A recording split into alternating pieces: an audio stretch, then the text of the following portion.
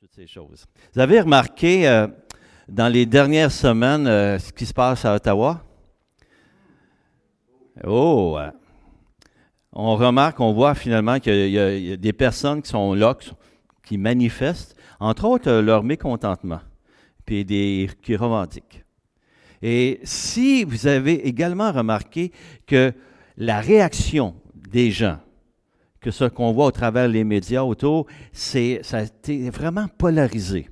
Il y a des gens qui les appuyaient fortement, qui étaient vraiment contents de les voir, et il y en a d'autres qui étaient vraiment offensés, scandalisés, et qui avaient tendance à porter des jugements et même peut-être avoir du mépris à l'endroit de ces personnes-là qui manifestaient. Mais dans les médias, il y a une chose qu'on n'a pas entendu parler à leur sujet. Il n'y a personne qui s'est proposé pour pardonner. Pardonner ce qui se passait. Parce que de part et d'autre, parmi ceux qui étaient des manifestants, puis même ceux qui étaient des anti-manifestants, parce qu'il y en a eu, il y avait des offenses qui se faisaient de part et d'autre. Des mépris, des jugements, de la méchanceté. Et on voyait ça là, de chaque côté. Il n'y a personne qui a dit « Hey, pardonnons-nous ». Personne qui parle. Parce que le pardon, ça ne fait pas partie d'une des grandes valeurs de notre société. Dans notre société, quand tu es offensé, tu revendiques. Tu revendiques. Tu veux que justice soit faite. Et ça, c'est comme ça un peu partout.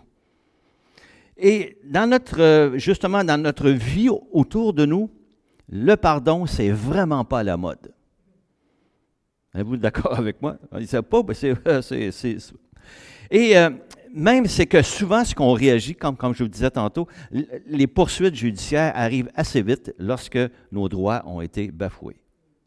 C'est rare que quelqu'un va dire, moi, je pardonne. Vous avez même remarqué qu'au cinéma, les personnages, les héros, souvent sont des vengeurs. Des gens qui font justice par eux-mêmes. Que ce soit les Avengers, comment est-ce qu'on les appelle? Ou bien non Rambo, ou bien non Batman, Superman, ces gens-là, des héros, on applaudit, mais ils font... C'est rare qu'on va arriver, voir Batman, il va dire « Hey, je te pardonne ». C'est pas... Et ça, dans notre société, c'est pas ce qui est tellement à la mode. Mais là, on pourrait se poser la question, nous, comme croyants, est-ce que le pardon devrait faire partie de notre quotidien? Est-ce qu'on devrait pas, est-ce que c'est une réalité qu'on devrait retrouver dans notre vie à tous les jours? Pardonner, c'est souvent, par contre, dans notre société, c'est vu comme une attitude de momoune. Pardonner, c'est faible. Parce que les gens vont te dire « Hey, tu ne devrais pas réagir de cette façon, tu devrais mettre le poing sur la table puis exiger qu'on te fasse justice. » Mais là, tu vas dire « Non, moi je pardonne. » Hey, tu es un faible. C'est comme ça que la société fait cette pression face à ceux qui auraient voulu faire le pardon. Par contre, pour un chrétien, ne pas pardonner, je vous dirais, c'est impensable. Ça ne fait pas partie de notre culture, normalement. Manquer de pardon, c'est pas chrétien. Un jour, lorsque Pierre a posé la question, puis ça c'est le premier texte qu'on va regarder dans Matthieu, au chapitre 18, lorsque Pierre a demandé, « Seigneur, combien de fois pardonnerai-je à mon frère lorsqu'il va pécher contre moi? Sera-ce jusqu'à 7 fois? » Lui, il disait, 7 fois, ça devrait être pas mal, tu sais, dans une journée. Là. Jésus lui dit, « Je ne dis pas jusqu'à 7 fois, mais jusqu'à 70 fois 7 fois. » C'est-à-dire, mon Pierre, tu pardonnes tout le temps. À chaque occasion que tu peux être offensé dans une relation, tu pardonnes. Wow! Et c'est quand même énorme, mais on va voir que finalement, ça devrait faire partie de notre ADN de croyant. Imaginez les conséquences du non-pardon dans ta propre vie. D'abord, tu vas rester prisonnier de ton passé. Les offenses qui n'ont pas été pardonnées dans ta vie vont être autant de douleurs qui ne sont pas soulagées et tu vas peut-être avoir tendance à enfouir en dessous. Et là, tu vas passer ta vie de croyant comme un bon presto. Ça bouillonne, mais tu mets un couvercle là-dessus. Puis quelquefois, il y a des circonstances où que le bouchon saute, puis là, ça sort. Pourquoi? Parce qu'il y a un réservoir de colère enfoui dans le presto. Puis là, ça sort. Par des gestes, par des paroles. Autre chose, une des conséquences, c'est que le non-pardon, ça produit de l'amertume dans ton cœur. Tu sais, une blessure relationnelle qui n'est pas guérie, là, ça crée de l'animosité, puis c'est là. Puis là, tu le gardes. Tu le gardes. Et l'amertume, c'est comme le pu dans une blessure avec une petite pellicule de peau par-dessus, mais en dessous, là, ça sent mauvais. Et c'est ça, l'amertume. L'amer tue. L'amertume. C'est amer. Et tu as envie de... Et là, quand que ça sort dans tes paroles, ça paraît. Parce que là, les propos sont des propos tranchants dans ta vie, souvent des jugements, des propos méchants. Et c'est ce qui sort. Ça vient de l'amertume qu'il y a dans ton cœur, suite à des blessures non guéries parce que tu n'as pas pardonné. Puis tu n'as pas demandé au Seigneur de pouvoir enlever ça. Autre chose, le non-pardon ouvre la porte à l'ennemi dans ta propre vie. On le voit au travers le texte dans Éphésiens, chapitre 4. « Si vous vous mettez en colère, ne péchez point, que le soleil ne se couche pas sur votre colère et ne donnez pas accès au diable. » Le diable s'introduit facilement dans nos cœurs, blessés et remplis d'amertume. Et là, il nous amène sur des terrains de jugement, de désir de vengeance, désir de justice. J'espère que Dieu va s'occuper de lui. Hein? Le Seigneur, c'est à lui la rétribution et la vengeance. Il va s'en occuper, au moins de lui demander. Il va le faire. Il va prendre soin. Et ça amène souvent des propos de désunion, d'égoïsme. Ça affecte les relations dans les couples. Relations dans les familles, l'amertume, ou ce désir que l'ennemi met dans nos propres vies, la colère. Le texte nous dit bien, la colère, même dans un couple, on ne devrait pas se coucher le soir avant d'avoir réglé. Ce que je nous encourage, régler. Excusez-moi. Le non-pardon fait aussi obstacle à notre communion avec Dieu. Ça, c'est extrêmement important. Pensons à cette parabole que Jésus donne, celle du serviteur impitoyable, à qui Dieu a remis une dette de 10 000 talents, une offense à Dieu énorme, et Dieu lui pardonne. Le roi lui pardonne. Le texte, c'est ce que la parabole enseigne. Alors que lui, lorsqu'il a quelqu'un qui lui doit 100 deniers, il réagit de façon violente, dans un certain sens, puis il exige que l'autre le rembourse et il est prêt à l'envoyer en prison. Et remarquez le texte à la fin de cette parabole-là, au chapitre 18 de Matthieu. Le texte nous dit « Et son maître, irrité, le livra au bourreau jusqu'à ce qu'il ait payé tout ce qu'il devait. C'est ainsi que mon Père céleste vous traitera si chacun de vous ne pardonne à son frère de tout son cœur. » Ça ne veut pas dire que le roi n'aime pas son serviteur. Ça ne veut pas dire que Dieu n'aime pas celui qui ne pardonne pas. Il continue de l'aimer. Mais seulement que la réaction de Dieu, qui est indigné, démontre que ce n'est pas nécessairement ça que le serviteur devrait faire. Il continue de l'aimer. Mais en lui disant, ce que tu fais, c'est vraiment indigne. Wow! Alors que moi, je t'ai pardonné à grand prix et que je t'aime.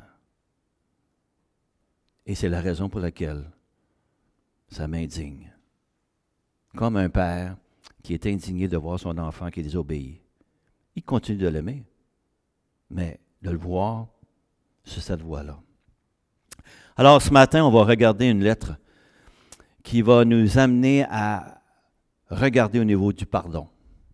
C'est une des lettres dont l'objectif central, c'est le pardon. Et c'est la lettre que Paul envoie à son ami Philémon, qu'on retrouve à la fin de la parole de Dieu. Une lettre très personnelle, une lettre 25 versets, 335 mots. Pas beaucoup, mais tout un enseignement sur le pardon. Et c'est ce qu'on va regarder ce matin. Alors, c'est une lettre que Paul a envoyée à Philémon et ça concerne l'esclave de Philémon qui s'appelle Onésime. On va prendre le soin ce matin de lire toute cette lettre-là rapidement et ensuite, on va s'attarder sur quelques versets pour voir les caractéristiques de celui qui pardonne. Alors, le texte commence. Paul, prisonnier de Jésus-Christ, et le frère Timothée à Philémon, notre bien-aimé et compagnon d'œuvre, à la sœur Aphia Archippe, notre compagnon de combat, et à l'Église qui est dans ta maison. Que la grâce et la paix vous soient données de la part de Dieu, notre Père, et du Seigneur Jésus-Christ. C'est ce qu'on appelle l'introduction de la lettre. Ensuite, il va dans une prière. Je rends continuellement grâce à mon Dieu, faisant mention de toi dans mes prières, parce que je suis informé de la foi que tu as au Seigneur Jésus et de ton amour pour tous les saints. Je lui demande que ta participation à la foi soit efficace pour la cause de Christ, en faisant reconnaître en nous toute espèce de bien. J'ai en effet éprouvé beaucoup de consolation au sujet de ton amour, car par toi, frère, le cœur des saints a été tranquillisé. Et là, il commence le verset 8 en disant « C'est pourquoi ». Donc, après cette prière, il dit « C'est pourquoi. Bien que j'ai en Christ toute liberté de te prescrire ce qui est convenable », on voit toute la douceur de ses propos, « c'est de préférence au nom de l'amour que je t'adresse une prière, étant ce que je suis, Paul, un vieillard, et de plus maintenant prisonnier de Jésus-Christ. Je te prie pour mon enfant que j'ai engendré dans les chaînes, Onésime, qui autrefois t'a été inutile, mais qui est maintenant utile et à toi et à moi. Lui, une partie de moi-même. » Remarquez également toute la tendresse. J'aurais désiré le retenir auprès de moi pour qu'il me serve à ta place, pendant que je suis dans les chaînes pour l'Évangile. Toutefois, je n'ai rien voulu faire sans ton avis, afin que ton bienfait ne soit pas comme forcé, mais qu'il soit volontaire. Peut-être a-t-il été séparé de toi pour un temps, afin que tu le retrouves pour l'éternité, non plus comme un esclave, mais comme supérieur à un esclave, comme un frère bien-aimé, de moi particulièrement, et de toi à plus forte raison, soit dans la chair, soit dans le Seigneur. Et là, il arrive la seule demande dans le texte. Si donc tu me tiens pour ton ami, reçois-le comme moi-même. Et s'il t'a fait quelque tort, ou s'il te doit quelque chose, mets-le sur mon compte. Moi, Paul, je l'écris de ma propre main. Je paierai pour ne pas te dire que tu te dois toi-même. Oui, frère, que j'obtienne de toi cet avantage dans le Seigneur. Tranquillise mon cœur en Christ. C'est en comptant sur ton obéissance que je t'écris, sachant que tu feras toi-même, tu feras même au-delà de ce que je dis. En même temps, prépare-moi un logement, car j'espère vous être rendu grâce à vos prières. Épaphras, mon compagnon de captivité en Jésus-Christ, te salue, ainsi que Marc, Aristarque, Démas, Luc, mes compagnons d'œuvre. Que la grâce de notre Seigneur Jésus-Christ soit avec votre esprit. Ceci est la parole de Dieu, reconnue comme un texte d'inspiration dans la parole de Dieu. Pour bien comprendre, il faut voir c'est quoi le contexte. Paul, il est à Rome, prisonnier, peut-être dans une maison sous surveillance, alors que son ami Philémon, lui, est à Colosse. Philémon a un esclave qui s'appelle Onésime. Onésime s'est enfui de la maison de Philémon. C'est sûr que pour s'enfuir, il a dû prendre de l'argent parce qu'un esclave n'avait aucun salaire. Donc, il a dû voler sûrement, puis il s'est enfui de la maison. Colosse, c'est en Asie, donc ça veut dire qu'il a dû faire un bon bout de chemin pour se retrouver à Rome. Il devait avoir sûrement de l'argent avec lui pour pouvoir payer son déplacement. Il se retrouve à Rome. Le texte ne nous dit pas comment que par un hasard, moi j'appelle ça un dieu-hasard, il se retrouve devant Paul. Comment il l'a rencontré, on ne sait pas. Mais Paul le conduit à l'Évangile. Onésime, l'esclave, se convertit. Et là, il aurait pu rester avec Paul, puis continuer de le servir. Paul, c'est ce qu'il dit, j'aurais pu le garder. Et non, il le retourne.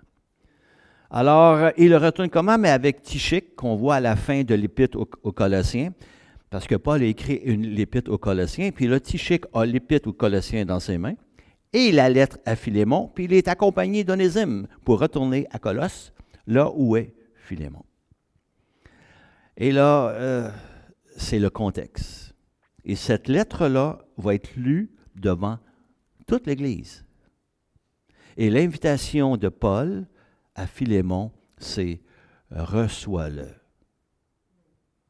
Ce qui veut dire « pardonne-lui malgré tout ce qu'il a fait ».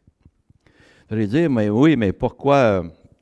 Alors, c'est pour ça qu'on voit que le texte, comme je vous disais, le verset 17, « Si donc tu me tiens pour ton ami, reçois-le comme moi-même. »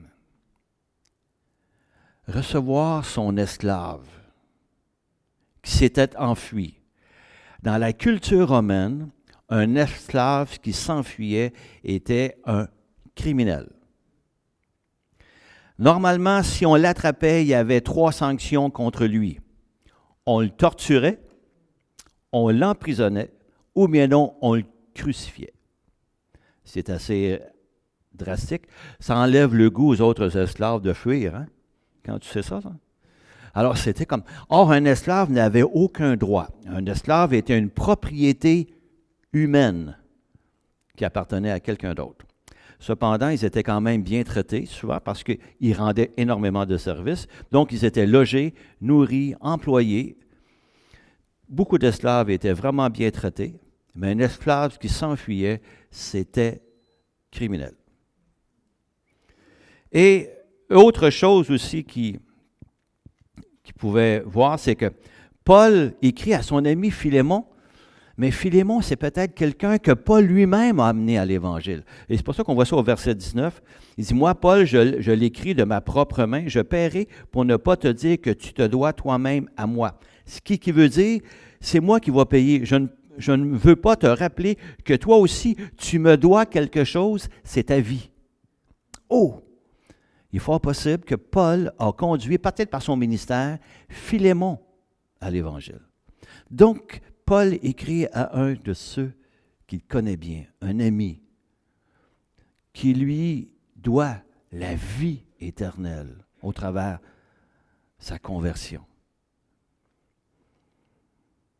Et là, il est, toi, Philémon, qui voit arriver Onésime.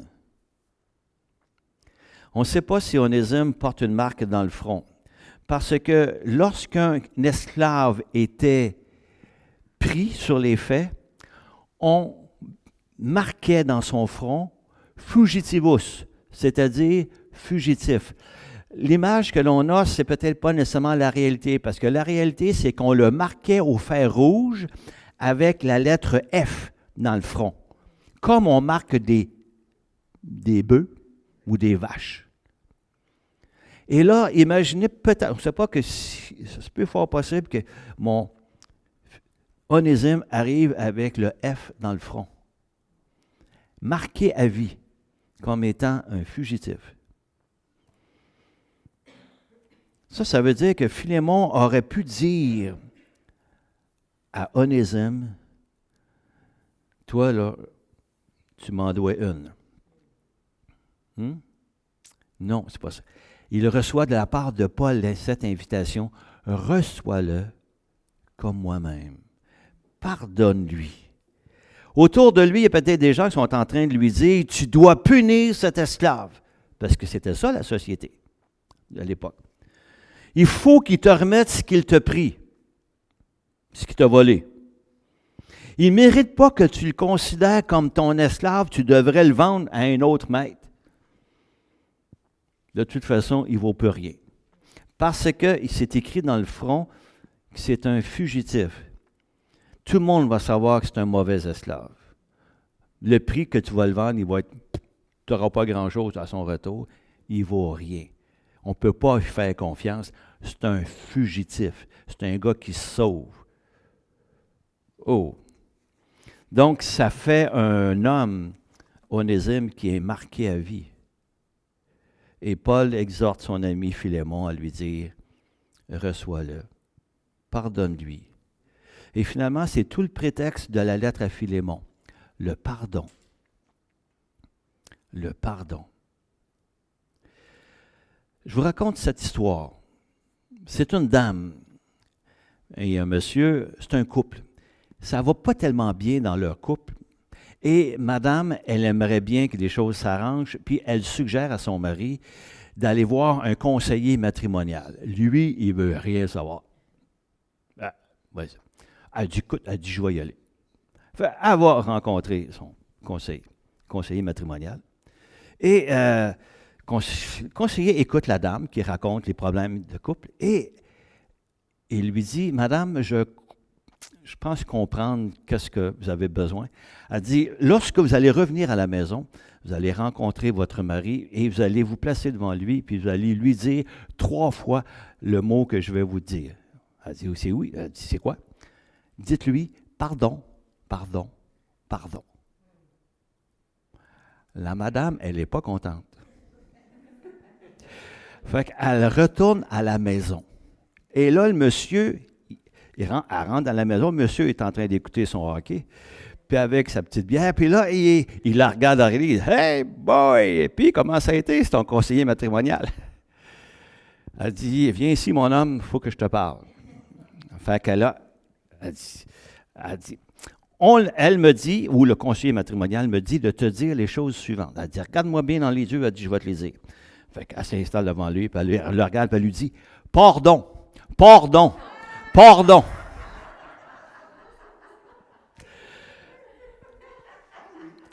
Il y a une différence entre pardon et pardon, hein? C'est que dans pardon, tu fais tout ce qu'il faut pour rétablir la relation. Dans pardon, tu fais ce qu'il faut pour que la relation se brise. Le pardon et le pardon, c'est complètement différent. Les chrétiens, nous devrions être les champions du pardon et non pas du pardon. Et les versets 4 à 7 qu'on va regarder plus en détail nous donnent les caractéristiques de celui qui pardonne au travers de ce que Paul écrit à Philémon. Alors le texte nous dit, « Je rends continuellement grâce à mon Dieu, faisant mention de toi dans mes prières, parce que je suis informé de la foi que tu as au Seigneur Jésus et de ton amour pour tous les saints. Je lui demande que ta participation à la foi soit efficace pour la cause de Christ, en faisant reconnaître en toute espèce de bien. J'ai en effet éprouvé beaucoup de consolation au sujet de ton amour, car par toi, frère, le cœur des saints a été tranquillisé. » C'est la prière c'est la prière que Paul adresse à Dieu pour Philémon. Et c'est une prière qui est écrite, si vous remarquez. Donc, Philémon va lire ce qu'il y a sur le cœur de Paul lorsqu'il s'adresse à Dieu pour lui. Qu'est-ce qu'il lui dit? C'est comme s'il lui disait, à toutes les fois que je prie pour toi, Philémon, c'est par action de grâce. Je reconnais que. Je remercie Dieu pour ce qu'il y a. C'est un partage de quelqu'un qui montre que Philémon est quelqu'un de particulier pour Paul et il le présente devant Dieu en lui disant, « Seigneur, je rends grâce pour mon ami Philémon. Je reconnais ce que tu as fait dans sa vie. Et ça, frères, c'est tout un enseignement qu'on a ce matin, frères et sœurs. Est-ce qu'on est en mesure de reconnaître les qualités spirituelles de nos frères et nos sœurs dans l'Église? De reconnaître ce que Dieu fait dans leur vie. Reconnaître qu'ils sont tous des aimés de Dieu. Qu'ils sont tous des libérés. Ce sont tous des chéris au plus haut point de la part de Dieu. C'est ça, nos frères et nos sœurs autour de nous. Constamment. Et quand je vous regarde, c'est ce que je peux dire. Vous êtes tous des libérés. Nous sommes tous des libérés. Nous sommes tous des héritiers. Nous sommes tous des pardonnés. Nous sommes tous des choisis. Et là, je fais la liste de ce qu'on retrouve dans Éphésiens au chapitre 1, versets 3 à 14. C'est toutes les bénédictions spirituelles que nous avons en Jésus-Christ. Et ça, c'est vous et c'est nous. C'est nous tous. Est-ce qu'on reconnaît ça chez nos frères et nos sœurs? Et Paul, en écrivant à Philémon, il est en train de lui dire tout ce que j'entends de toi, là, c'est du bon. Et ça sent bon. C'est ce qu'il est en train de lui dire. Car je suis informé. Et il raconte des belles qualités spirituelles. Il y a une bonne réputation autour de Philémon. Et c'est ce que Paul souligne. Et on remarque que dans cette lettre-là, contrairement à d'autres lettres que Paul écrit, il n'y a aucun reproche à Philémon concernant des erreurs doctrinales, par exemple, concernant son mariage, ou bien non, il corrigerait son ami pour quelque chose qu'il n'a pas fait. Il n'y a aucun reproche. Juste une lettre remplie d'amour, une invitation à pardonner. Et on peut se demander quelles sont les qualités spirituelles de Philémon. Et la première, on dit, parce que je suis informé de la foi que tu as au Seigneur Jésus. La foi que tu as au Seigneur Jésus. Ça veut dire, Philémon, tu es un chrétien. Tu as la foi en Jésus. Tu es un chrétien né de nouveau. Tu es un pardonné. Tu es un choisi. Tu es un vrai chrétien. Un chrétien authentique. Ça veut dire que tu es rempli de l'Esprit Saint. L'Esprit habite en toi. C'est tout ça que ça veut dire. Tu as expérimenté la puissance de la parole de Dieu dans ta propre vie. La parole de l'Évangile. Tu t'es tourné vers Jésus-Christ. Tu es un vrai croyant. Un chéri de Dieu. Un pardonné de Dieu. C'est ce que tu es, ça, Philémon. Quand on dit qu'il a la foi en Jésus-Christ. On pourrait résumer ce qu'il y a dans le cœur de Paul. Je sais que tu peux pardonner à Onésime parce que tu as la foi, parce que tu fais confiance au Seigneur, parce que tu es chrétien, un chrétien authentique. Tu es un vrai chrétien. Première caractéristique de celui qui pardonne, c'est un vrai croyant. Un vrai croyant pardonne. Nous pouvons pardonner et nous devons pardonner parce que nous avons été pardonnés à grand prix. Les chrétiens, nous devrions être les champions du pardon. Les gens devraient dire dans la société, lui c'est un chrétien, c'est sûr, il pardonne. Les chrétiens, ça pardonne tous. Ça devrait être notre étiquette. Je vais juste perdu mon texte.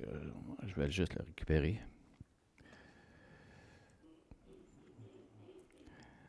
Et même Paul,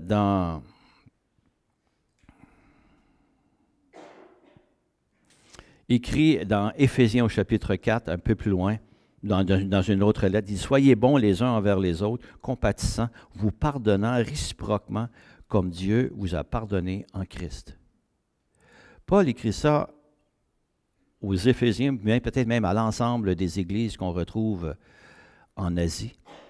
Et un petit peu plus loin dans Colossiens, un texte qui ressemble « Supportez-vous les uns les autres, et si l'un a sujet de se plaindre de l'autre, pardonnez-vous réciproquement. » De même que Christ vous a pardonné, pardonnez-vous aussi. Dans les deux textes, c'est écrit de pardonner comme Christ nous a pardonné, ou comme Dieu nous a pardonné. Wow! Le chrétien a été réconcilié avec Dieu, a été pardonné, a été transformé, régénéré, afin, entre autres, de rétablir les relations brisées avec les autres, en particulier avec ses frères et avec ses sœurs. Autre caractéristique de celui qui pardonne. Le texte continue au verset 5, « Parce que je suis informé de ton amour pour tous les saints. » Ton amour pour tous les saints, pas juste quelques-uns. Ton amour pour tous les saints. Ça comprend les aimables puis les pas aimables. Ça comprend de ce temps-ci les vaccinés puis les non-vaccinés. Dieu les aime tous, donc nous sommes appelés à les aimer tous. Peu importe leurs options, leurs choix, leurs opinions, leur façon d'être, même le comportement qui peuvent être scandaleux, nous sommes appelés à les aimer tous. Et c'est ce que Paul est en train de dire. Tu es soucieux pour les frères et les sœurs dans la foi. Tu les aimes d'un amour, parce que le mot amour ici, c'est agapé. Donc, un amour basé ou un amour sacrificiel, on pourrait dire, un amour extravagant, un amour qui est rempli d'humilité.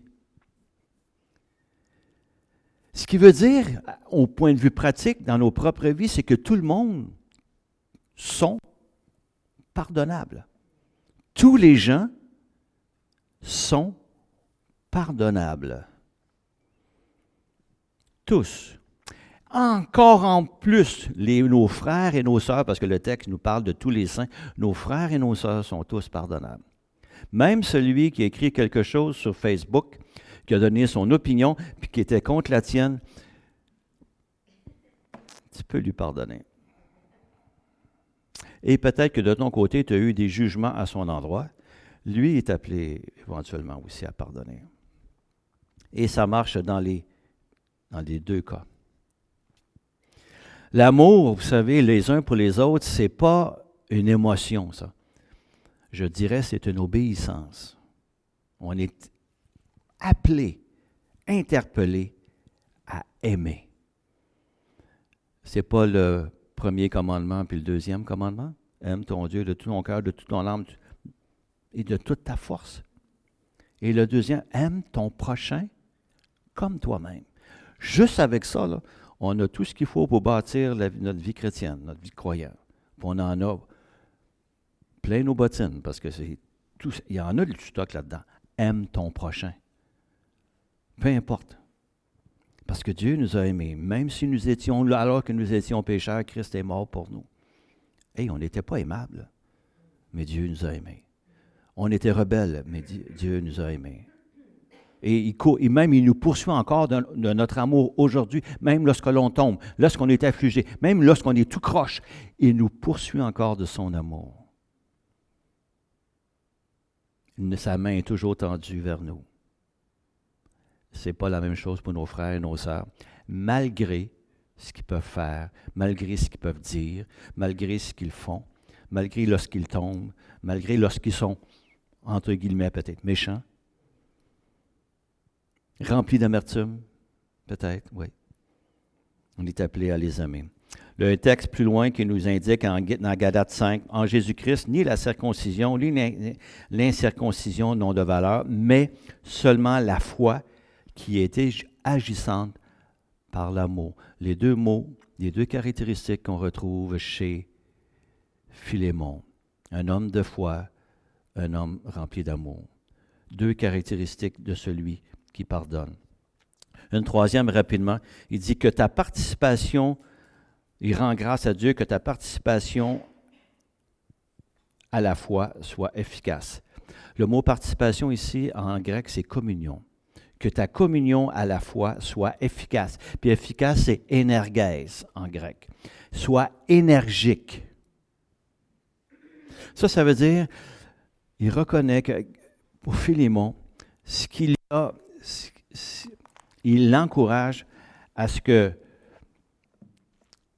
sa communion avec les frères donne du fruit.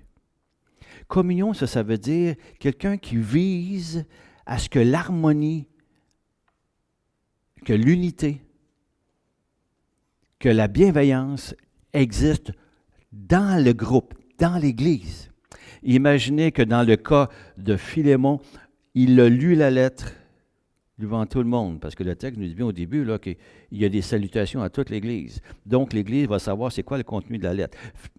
Donc, tout le groupe maison, dans l'Église maison de Philémon, ils savent que lui, il est invité à pardonner au jeune homme qui vient juste d'arriver avec Tychik à côté de lui, qui s'appelle Onésime. Tout le monde sait que c'est l'ancien esclave de Philémon. Tout le monde sait que c'est un fugitif. Puis là, il est invité à lui pardonner. Parce que Paul lui dit, tu es quelqu'un qui est soucieux de garder l'harmonie, la communion dans l'Église. Wow! Est-ce qu'on applique ça dans nos propres vies? Est-ce qu'on a ce désir à ce que l'harmonie, au travers le pardon, se règle, vive, ça soit ce qu'on retrouve dans l'Église? Quand on sait que quelqu'un en veut à quelqu'un d'autre, moi, ça m'attriste de voir ça. Je sais qu'un en veut. Il ne dit pas, là. Moi, je le sais. Là. Même si j'ai lancé une invitation à pardonner, et que je trouve ça triste. J'ai eu l'occasion de pouvoir parler à une sœur il y a quelques semaines, parce qu'elle avait écrit un commentaire sur Facebook, et j'ai tout simplement lui dit cette phrase, j'ai dit, est-ce que tu penses que ce que tu as écrit, ça favorise l'unité dans l'Église? Parce qu'elle avait un commentaire très, très dur, mais qui polarise. Alors, je sais qu'il y a d'autres personnes dans l'Église qui pensent différemment, mais j'ai dit, toi, si tu mets ton pied à terre, puis tu dis ça sur Facebook, tout le monde le sait, là. Tu peux peut-être faire part de ton commentaire sur une autre plateforme que celle-là. Là. Tu peux le dire. Mais si tu écris là-dessus, là, tous ceux qui sont contre, ils vont se lever debout. Là. Ça va faire 2 groupes dans l'Église. Alors, et c'est pas ça qu'on vise. Tu peux avoir tes opinions, j'ai aucun problème. Trouver, et c'est ce que je lui disais, j'ai dit, trouve la bonne plateforme pour les transmettre. Si tu as besoin de dire quelque chose à quelqu'un, parce que ça brûle sur ton cœur, dis-lui directement. Mais si tu mets ça sur un réseau social, tout le monde va le savoir. Et là, il y en a qui vont trouver des appuis dans ce que tu vas écrire, puis il y en a qui vont se sentir offensés dans ce que tu vas écrire.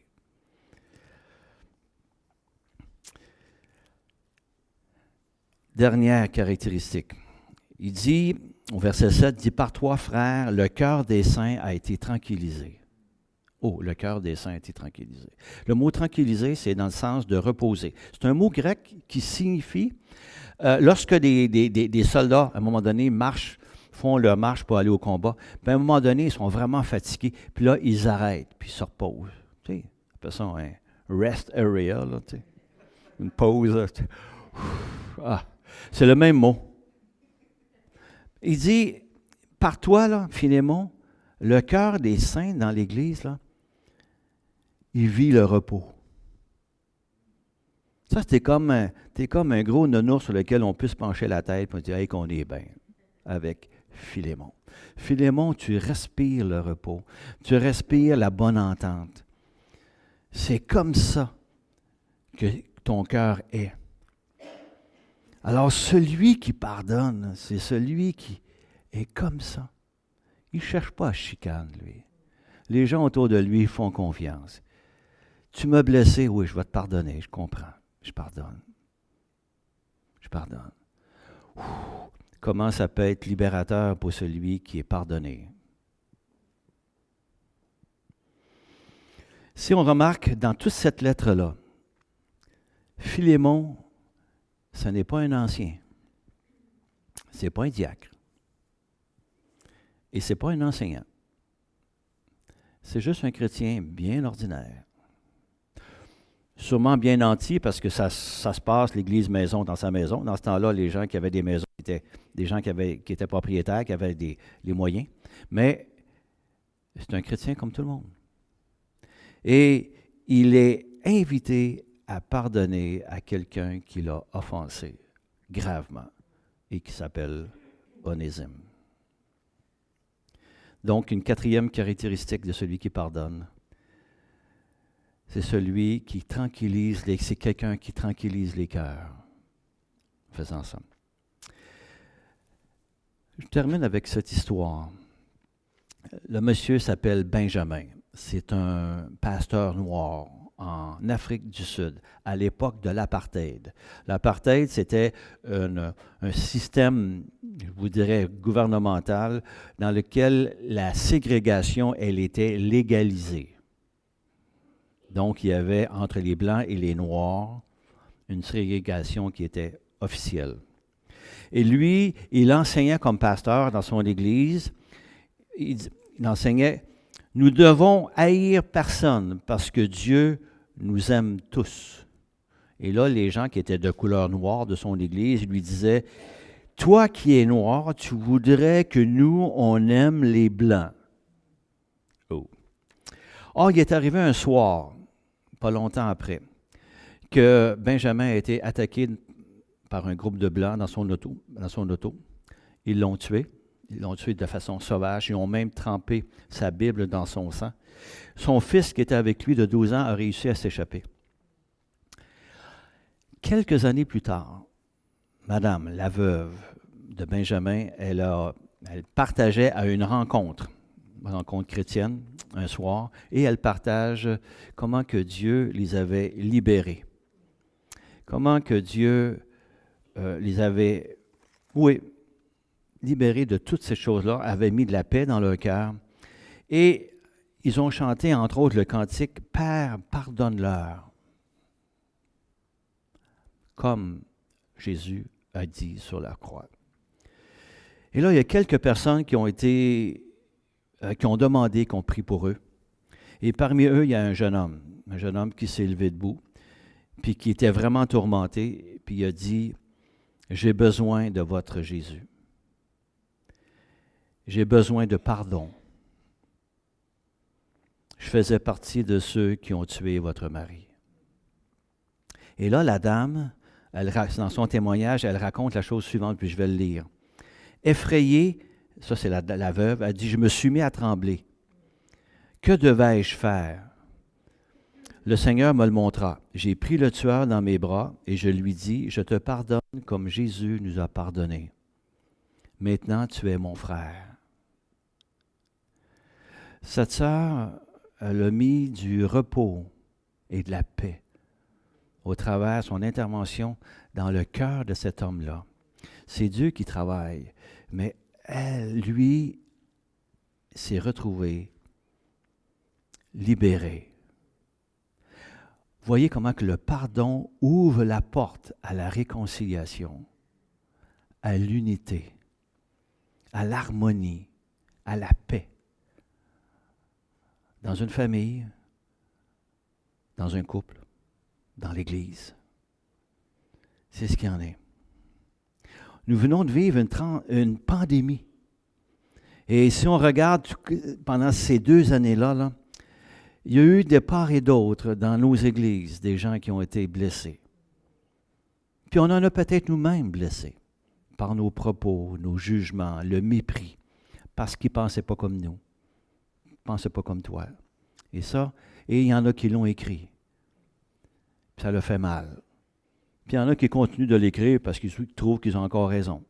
Peu importe. Mais, je crois, après ces 2 ans de pandémie, qu'on est appelé à regarder quels sont certains dégâts qu'on retrouve maintenant et qu'est-ce qu'on va faire pour pouvoir se réconcilier et revivre ensemble dans le même bâtiment en s'aimant les uns les autres. Vous savez, il y a quelque chose de plus difficile que de pardonner. C'est de le demander. Demander pardon. Très difficile. Finalement, si on regarde à la suite de ce texte-là, tous nous sommes des Philémons. Nous avons toutes ces caractéristiques-là. Nous sommes des chrétiens authentiques. On aime tous les frères. On est soucieux de l'harmonie dans l'Église. Puis on est une bénédiction pour les autres. C'est ce qu'on est appelé à faire. Et Philémon s'est retrouvé finalement avec l'invitation à pardon et non pas pardon. Alors prions. Alors Seigneur, merci. Merci pour ta grâce qui coule sur nous, Seigneur, au travers le fait que nous, lorsqu'on se présente devant toi, nous sommes pardonnés, Seigneur. Et pardonnés à grand prix. Ce prix que tu as payé, Seigneur, il est énorme. Et Seigneur, on ne peut que te louer et t'adorer au travers de tout ce que tu as accompli à la croix pour chacun d'entre nous. Et Seigneur, on veut retenir ce matin cette invitation de faire de même pour nos frères et nos sœurs, pour les gens autour de nous qui nous ont offensés, les gens qui ont besoin d'être pardonnés, afin, Seigneur, de rétablir et de ramener, et de travailler, Seigneur, à ce que cette unité, cette paix, cette harmonie puisse continuer de régner, à la fois dans nos familles, dans nos vies personnelles, dans l'Église. Alors, Seigneur, merci. Merci de ce que tu as permis qu'au travers de cette lettre, tu nous enseignes, tu nous fortifies, tu nous interpelles.